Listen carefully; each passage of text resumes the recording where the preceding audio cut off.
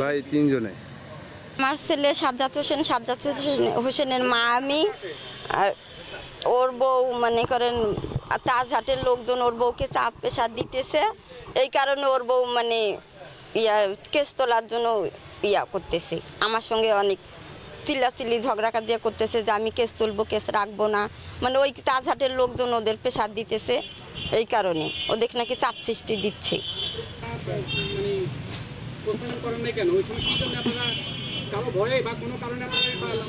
তখন প্রশাসনের লোক আসতে মানে পোশাক ছাড়া বলছে যে তাড়াতাড়ি মাটি দেন, তাড়াতাড়ি মাটি দেন, এই কারণে তাড়াতাড়ি মাটি, পরের দিনে আবার মাটি হয়েছে, মানে তারা ওই রাত্রেই মাটি দিতে বলছে প্রশাসনের লোকেরা, মানে সিভিল ড্রেসে যায়। তখন আমি আবার একটু মানে ঢাকায় ছিলাম, তো আসতে আমি পারিনি, এই কারণে আমি বলছি আমি যাব, এই জন্য মানে লাস্টটা সকাল পর্যন্ত থুইছে, তারপর তো গাড়ি আসতেই পারলো না, ওই জন্য আর আসতে পারিনি। এখন আমি ছেলের বিচার চাই, সুষ্ঠু বিচার চাই, আমি আমার ছেলের হত্যার বিচার চাই। আপনার ছেলের মামলার বাদীকে? বাদী বউ হয়েছে, কিন্তু ওই প্রেশার দিতেছে, এখন বউকে তো বউ রাখতে চাচ্ছে না কেস। ওই তাজহাটের লোকেরা, কার কার নাম দেওয়া হয়েছে তারাই এখন বউকে প্রেশার দিচ্ছে, যে মানে কার কার নাম দিছে জানি না, ওরাই এখন প্রেশার দিতেছে। হ্যাঁ, ওরাই চাপ দিতেছে, ওদের নাকি ডিস্টার্ব হইতেছে, ওদের সমস্যা হইতেছে, এই কারণে নাম তুলতে বলতেছে। বিষয়টা আমরা মামলা করছি, এখন আমরা এটার বিচার চাই। আমার ভাই সাধারণ মানুষ, কেন এইভাবে হত্যা করা হইলো, একটা পরিবার ধ্বংস করা হইলো, আমরা কিভাবে চলবে, আমাদের ভাইয়ের বউ, ভাইয়ের বাচ্চা, তার জীবনের কে নেবে, নিরাপত্তা নেবে, এই বাচ্চারা কে দায়ভার নেবে কোন আপনারা?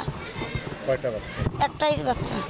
এখন ওইখানকার ওর এলাকার লোক চাপ দিতেছে, যাদের নামে নোটিশ গেছে মামলার বানাইছে আসামি, তাদের নামে এখন ওই যে মামলা ওরা চাপ দিচ্ছে, এখন সেই জন্য তুলি ফেলাবে না। কিরকম চাপ দিচ্ছে? মানে এলাকার মধ্যে থাকি, কিসের জন্য মামলা করলো, পাড়া প্রতিবেশী আমাদের নামে, ওরা বাবার নাকি সমস্যা হবে, সেই জন্য।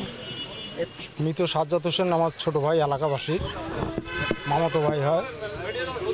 যাই হোক, ছেলেটা খুব ভালো ছিল, ব্যবসা বাণিজ্য করতো। জায়গায় ছেলেটা তো গুলি খেয়ে মারা গেছে। তা আমরা এলাকাবাসী জানি যে ছেলের কোনো ব্যাক রিপোর্ট ছিল না কখনো, সে দলটল কোনো কিছু করতো না, সে ব্যবসা নিয়ে ব্যস্ত থাকতো।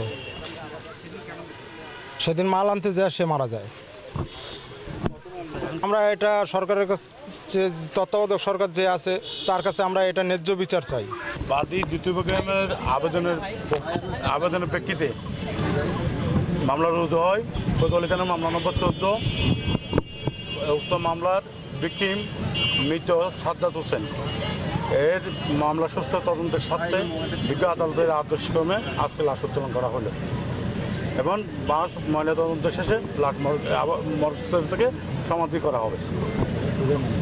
জেলা প্রশাসন থেকে আমাকে পাঠানো হয়েছে নির্বাহী ম্যাজিস্ট্রেট হিসেবে নিয়োগ করে, কবর থেকে লাশ উত্তোলন করতে হবে এবং সুরথাল করে এরপরে ময়নাতদন্ত হবে। ময়নাতদন্ত হওয়ার পর লাশটা আবার আমরা কবরে স্থাপন করবো, এটুকুই ছিল বলা।